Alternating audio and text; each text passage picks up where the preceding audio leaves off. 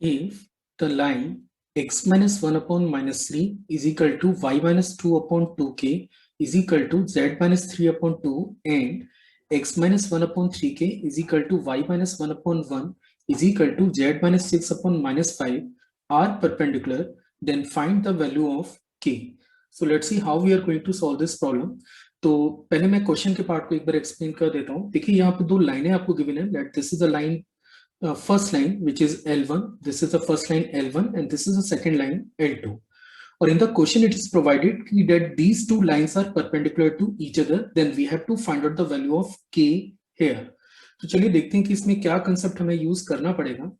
सबसे पहले जो पहला कंसेप्ट है ये आपको पता होना चाहिए कि अगर दो लाइनें हैं और दोनों लाइनें अगर आपस में परपेंडिकुलर हैं जिनके डीआर्स हैं A1 B1 C1, the DRs are A1 B1 C1 and A2 B2 C2 ये सेकेंड लाइन के डीआर्स हैं.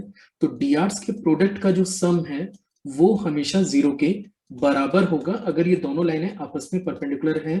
तो दूसरा कंसेप्ट जो आपको इस क्वेश्चन में रिक्वायर्ड है वो ये है कि अगर आपके पास लाइन की इक्वेशन है which is x minus a upon a1 y minus b upon b1 z minus c upon c1, if this is the equation of a line, then a b c is the point where from which the line is passing and the drs of the given line is a1 b1 and c1. तो मैंने यहाँ पे लिखा हुआ है then a1 b1 c1 are the direction ratios of the given line. तो मुझे लगता है कि अगर आपको ये दो आइडियाज क्लियर है तो फिर हम लोग इस क्वेश्चन को इजीली सॉल्व कर सकते हैं.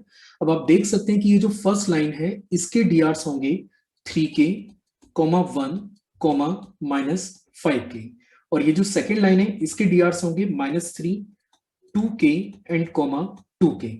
अब क्योंकि ये दोनों लाइनें आपस में परपेंडिकुलर है तो जैसा मैंने अभी आपको बताया था कि इनके प्रोडक्ट का सम 0 के इक्वल होना चाहिए. और अगर मैं इसका प्रोडक्ट फाइंड आउट करता हूं, अगर हम लोग इसका प्रोडक्ट फाइंड आउट करते हैं तो आप देख सकते हैं कि ये बनेगा 3k into -3, then after 1 into 2k and plus -5 into 2 and that is equal to 0.